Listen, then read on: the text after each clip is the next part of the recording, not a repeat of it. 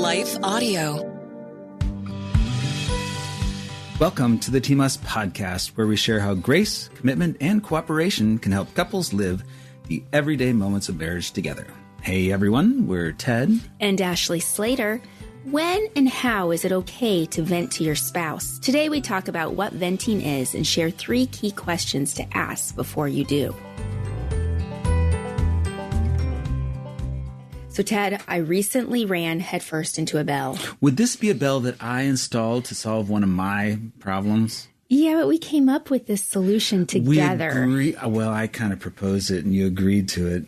You seemed fine with it. I was. We actually talked about this. If you listened to the podcast a couple episodes ago, you heard us talk about the fact that we were going to hang this bell because we mentioned how, Ted, you tend to be extra jumpy. I'm jumpy. I am, like, when I work, I am in the matrix.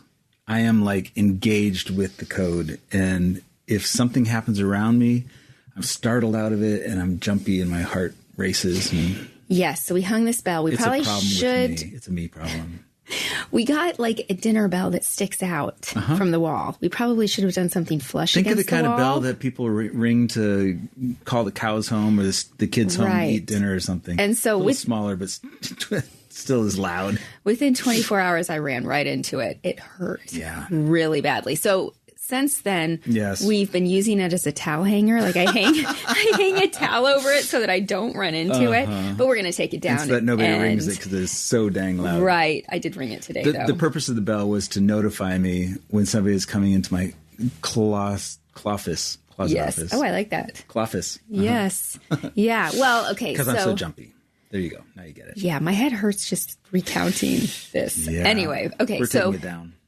Your ability to focus and be immersed in your work, I think that's a strength. Yeah. But it's also a weakness in the fact that you are so focused that you become jumpy. Yes. Agreed to both. Right. And see, Shakespeare is often credited with saying your greatest strength begets your greatest weakness. And I didn't take the time to do a deep dive into whether he really said that or not.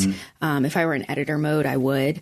But regardless, I do think that sometimes our greatest strength can also be our greatest weakness. And for me, I work with words, whether it's in writing, editing, or on the podcast. And I often struggle with my words, too, especially when it comes to venting, which is today's topic. And I will say that most of the time I'm venting to you or our daughters. Occasionally I will vent to a trusted friend. Trusted friend who doesn't gossip. But I try not to do that as much. But, this topic of venting, we've kind of talked about it a bit. But we're really going to be unpacking it together here on the podcast. Okay, let's do it. So I think that, those of you listening, you might be asking, well, isn't venting one thing your spouse is there for? And I would say yes and no. Can you define the term first? Yes, I'm going to get there. You're going to get there, okay. I am, yes, because that's important. Okay. I like to define terms. Yes. But I want to say, I don't think venting to our spouse is wrong if we keep it in check and do it wisely. You got stuff bottled up inside. If it doesn't come out through words, it's going to come out through something else. Right. And that's why in a bit, we're going to talk about 3 key questions we can ask ourselves before we vent to our spouse. But before we go further, I thought we would kind of talk about what venting there you go. is. And I'm going to kind of start with a story. Even if you think you know what it is, it's always good to be on the same page about what it might mean. Yes. And I'm going to kind of share a story to get there. And then if it's not clear enough what I think venting is, you can give a better definition. Are you sharing a story or a parable? It's just a story. Oh, okay. Yeah. So during undergrad, I lived on the big island of Hawaii in the city of Hilo. And less than an hour south of Hilo is Kilauea, which is an active volcano in Hawaii Volcanoes National Park. And I remember visiting Hawaii Volcanoes National Park. That's kind of a mouthful, isn't it? And seeing a lot of steam vents. And those vents indicate that there's something going on under the surface.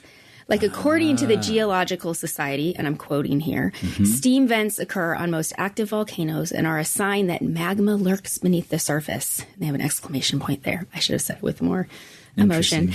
Gases released from solution in the magma, along with groundwater heated by the molten rock, escape to the surface through cracks and fissures to form steam vents and geysers. And I'm trying to think, what if all those were plugged up with concrete? Would bad stuff happen? I don't know. I mean, they didn't say that these, like, I thought steam vents kind of helped a volcano survive, not erupt as not much. Erupt. That's but they said that's not true. That's what I was reading. Anyway, okay. I think that when we vent to our spouse or to others, it means that there's a lot going on under the surface. You know, maybe it's frustration, anger, or grief that's sparked or fueled by hurt or offense or even confusion over trying to make sense of something. Yeah, that makes sense to me. I think that's a good definition. And my gut is, again, that in one form or another, it's healthy to vent to a loved one in one form or another. Right. And I mean, if we were to say confide in your spouse, that's a positive term, but it might take the same form or sound the same as venting, depending upon how it's venting done. Has a different connotation. It's like there's something that's really rumbling underneath. I just need to get this out of me or I'm going to go crazy. Right.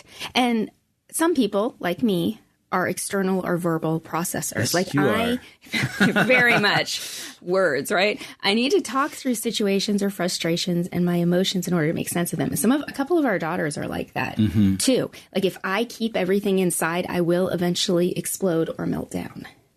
Or I will process them in a way that's not healthy.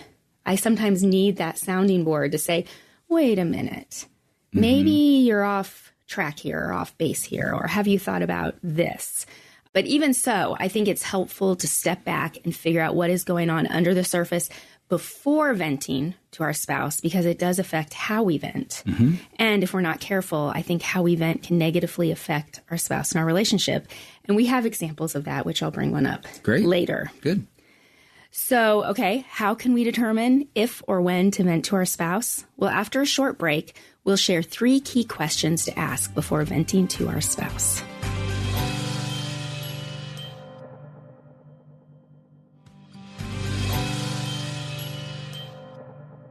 Today, we're sharing 3 key questions we can ask before venting to our spouse. So the first one I have is, what fuels our desire to vent about this particular frustration, situation, or person? And I think some possible good or positive reasons for venting might include to bring our spouse into our world, essentially to keep them in the loop, or to explain why we're feeling angry or frustrated or sad, or to ask for wise counsel or prayer, because maybe we aren't sure what to do and we need wisdom. We've had situations like that just this year where I've been like, I do not know how to process this situation. And I vented to you because I have needed a sounding board, someone to say, okay, well, maybe this is what we do. I mean, maybe that's not considered venting, but it still felt like venting. You know what I mean? Right.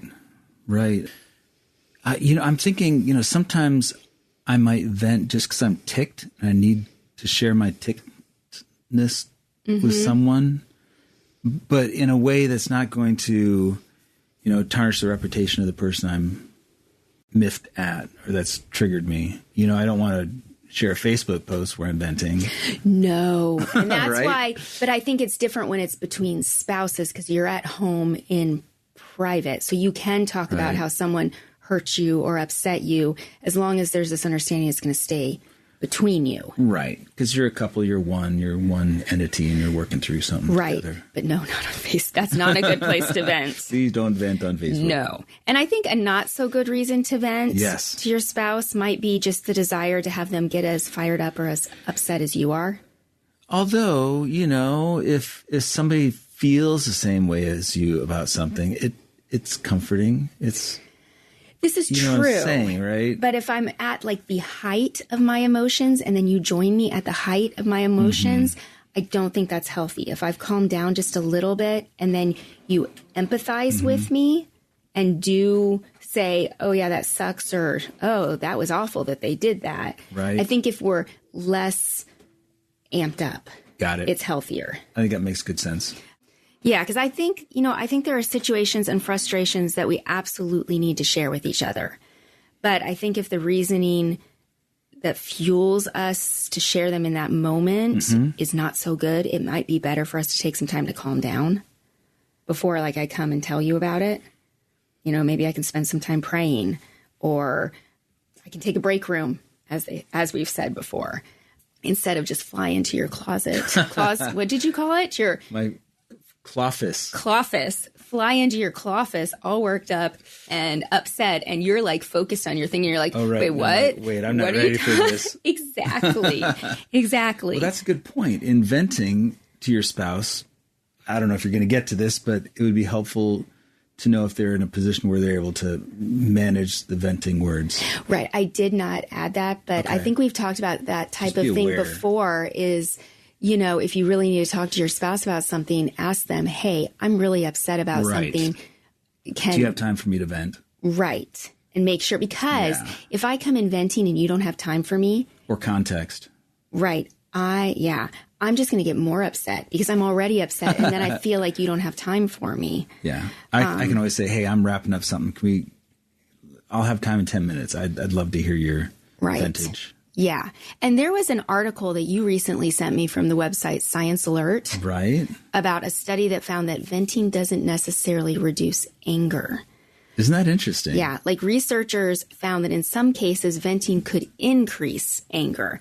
They said that, you know, venting, when it often goes beyond reflection into rumination. And so I think that when it's when we're really upset and we just throw it at our spouse. Yeah.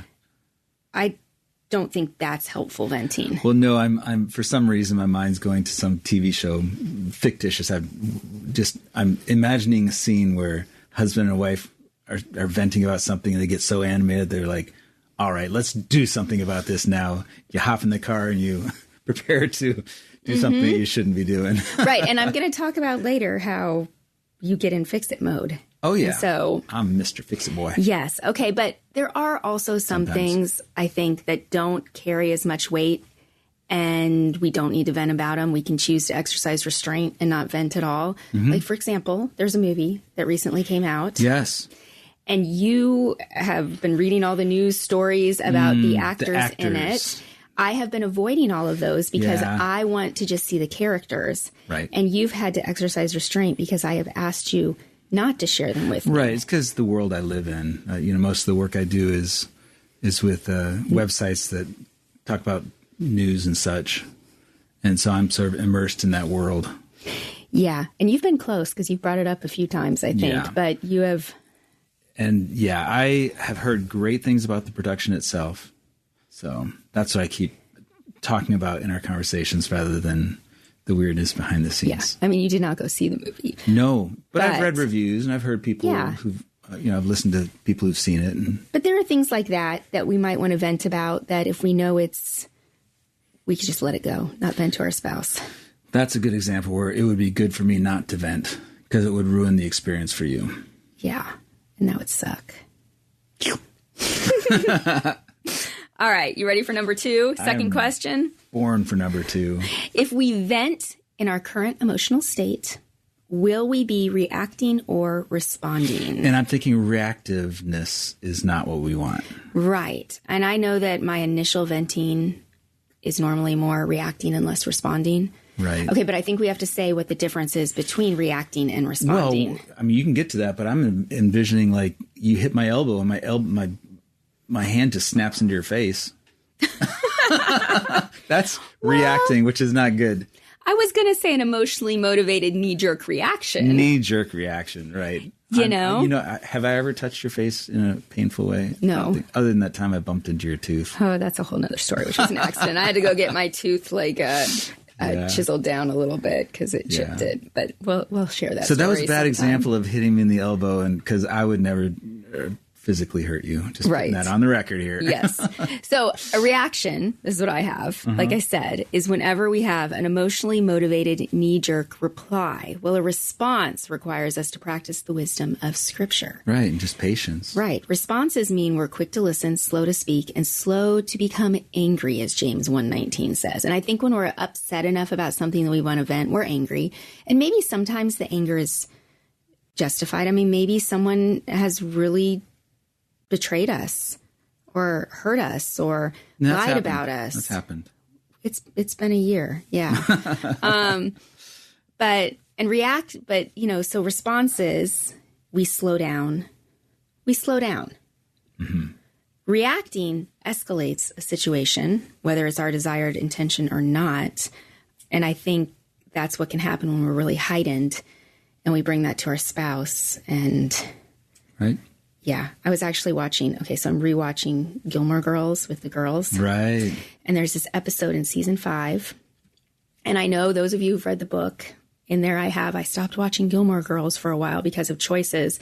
I have picked it back up. I think they show really good consequences for choices. So in this season of my life, I'm like, no, I think they show that there are consequences. Anyway, so Suki, the chef, is on bed rest because she's pregnant, but she's all upset because Luke, who's the diner owner, Right. he's comes in to help out with the cooking, and she's calling him constantly. She's having like cook staff sneak food to her to try because she's got to make sure he's making it correctly. Oh. And she's so upset. And Luke goes up to her and says, "You need to stop. No more telling me what to do."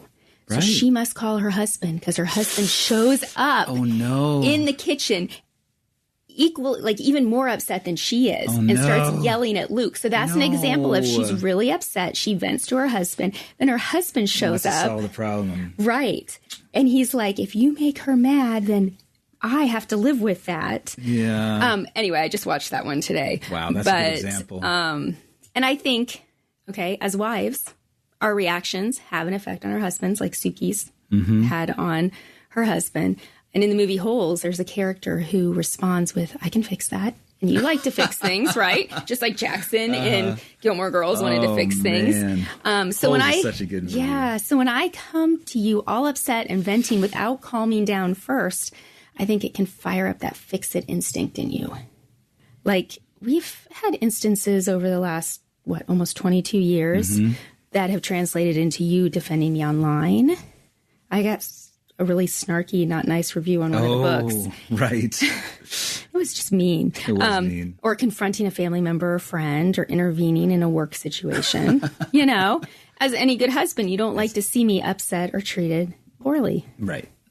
So, I think when I don't calm down first and I'm just reacting, it can trigger in you to want to react too. Right. That's good. So any kind of venting should be do your best to be more level-headed when you're letting it out. Maybe it's a way of turning what you want to vent into really just openly sharing with your spouse. I feel like we're figuring this topic out. We're constantly figuring this out between us. But at the same time, if your spouse is just melting down, with a vent. I've never done that. Well, I have. I'm just kidding. The thing is, the receiving spouse can kick into grace mode. Maybe even give a hug and say, "This really stinks. I'm sorry. It's so rough right now. Let's talk about it in a bit." And I think that Or I'll happens. be here to talk about when you're ready. Right. And I think that happens when you don't just dive right into it with your spouse. You let them know you're upset and you need to talk about it. Yeah. And that article from Science Alert that I mentioned earlier. Yeah, you're going to include that in the show notes? Yes, I will. I'll put a link to that. It said that rather than trying to vent anger, the researchers recommend undermining it by turning down the heat. Calming tactics already proven to ease stress may also rob anger of physiological fuel. So I think it's helpful after determining what our reasoning or purpose is for venting, then asking ourselves if we are reacting or responding. And if we are reacting, do we need to pray and calm down before we share it with our spouse? Perfect. So we're going to take another short break. When we come back, we'll share one more key question we can ask ourselves before venting to our spouse.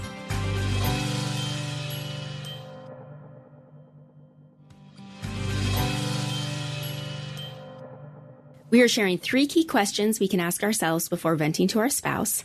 Number 3 is, if we vent in our current emotional state, will what we share be beneficial to our spouse and our relationship? Will it bring us closer together as we invite our spouse to listen or ask them to help us figure out how to respond to whatever is upsetting? Or will a common enemy unite us in a way that we don't go off and do something we shouldn't? Or will it put a strain on our relationship and our Will our heightened emotions be too much for our spouse? All right. You're going to have to give an example. Okay. Well, earlier this year, I'm going to be vague, but you're going to know what I'm talking about. Okay. I will clarify then. No. For our listeners. No details. I found myself venting excessively about a situation, and it had a negative impact on you and our relationship. I was essentially volunteering for an organization and was extremely frustrated with how a sensitive situation was being handled by those who were in the highest authority. And rightfully so. Yes, it was not being handled well. And I found myself, I was so upset. Like I could not calm myself down about it because it felt like every time it felt like it just kept escalating. Right. And no matter what I did, I couldn't help bring some reason and sense. I remember. And so I found myself bringing all of my uncensored emotions to you as I tried to process it, and you just couldn't handle it emotionally. You needed me to stop venting to you because it wasn't helpful to you. Because it was sort of an ongoing processing of the situation. So it was a series of events that didn't seem to be reaching a conclusion. Because there was. I see what you're saying. I mean, and I'm a little circular sometime in my external... When you're processing. Right. I think that it was one of those things where I was so frustrated because... Understandably, again. Yeah. And it didn't feel like it was having a resolution for me. I don't know that it ever really got resolved. No. But that was one point where you were like, you're giving me I'm going to have a panic attack. Yeah, I had to leave the room. My heart was just racing. Right. I don't know, because I think I was trying to empathize and trying to listen to your words and work through them. And it was starting to, I wasn't able to handle it. Well, and I kept coming in your clofus. Is that the right word? That's the right word, the clofus. The clofus. Well, you're in the middle of work, like randomly throughout the day, because it was like an ongoing thing, and interrupting you and not saying, hey, there's more that I'm frustrated about in this situation. When do you have time for me to share with you? Right. Or calming down. That Science Alert article said, do physical activity that doesn't raise your heart rate. Oh. Because those don't help you calm down so much. Oh, interesting. But I think maybe if I had gone and taken a walk and raised my heart rate a little bit, or because that's an activity that's not stressful. Right. If I had done something to kind of shift my focus. And so that's an example, I think, of when it was not beneficial to you or our relationship. Right. All right. So basically, the main takeaway, I think, that we're talking about today, and you can correct me if you think it's something else, all right, is not that we shouldn't vent to our spouse, but that when we do vent or share with our spouse, we use wisdom and exercise restraint. Because we do want to have open and honest conversations and stay connected by sharing what we're feeling and experiencing. We've got to share our frustrations. Yeah, if you're feeling it really strongly, it's good to communicate that. Yeah, and if you don't feel like you can share that with your spouse, then I think that's an issue. But it's the when and the how. Yeah. All right. Well, that said, in those times when we might have things that upset us that maybe we don't need to vent, what are some things that we can do? I was thinking through this, like when maybe I get upset about something that it's inconsequential, maybe someone at the grocery store says something, or, what are things I can do? I can finish off a pint of ice cream. Maybe I could take a break room, which we've talked about in episodes, and pray. I could listen to music. I could pick an activity like I just talked about that, is active. They recommended yoga. I'm not a huge yoga fan. I like Pilates better. But just something that helps calm me down. And then maybe I can tell you later and laugh about it. Right. That's super practical. Yeah. All right. So to recap, before we vent to our spouse, we can ask ourselves these 3 key questions. Okay. And the first one is, what fuels our desire to vent about this particular frustration, situation, or person? Number 2 is, if we vent in our current emotional state, will we be reacting or responding? If we vent in our current emotional state, apparently I like that phrase, will what we share be beneficial to our spouse and our relationship? So after this break, we'll be back with this week's Us Time Challenge.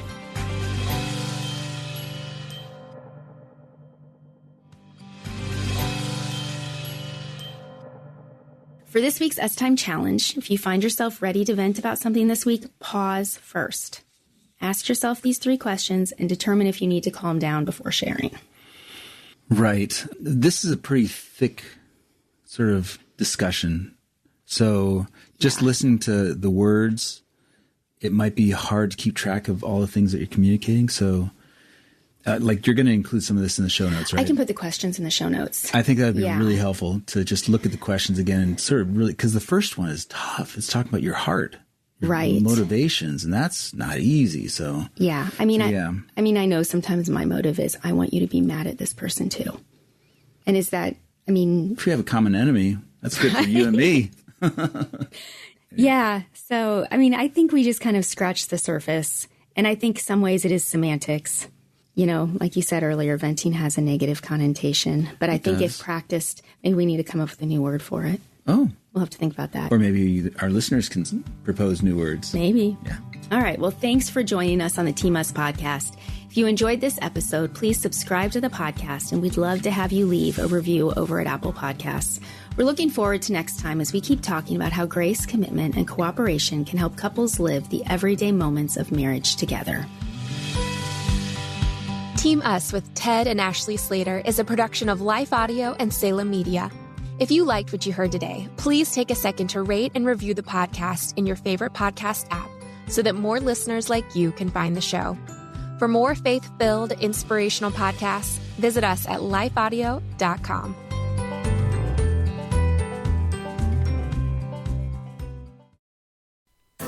Our world can feel chaotic and uncertain, but we don't have to live enslaved to fear. Christ has promised me and you his peace, and throughout Scripture has provided powerful tools and practical steps to help us experience greater freedom. I'm Jennifer Slattery, lead host of the Faith Over Fear podcast, inviting you to join me and my team as together we learn how to starve our fears and feed our faith. Subscribe at lifeaudio.com or wherever you access podcast content.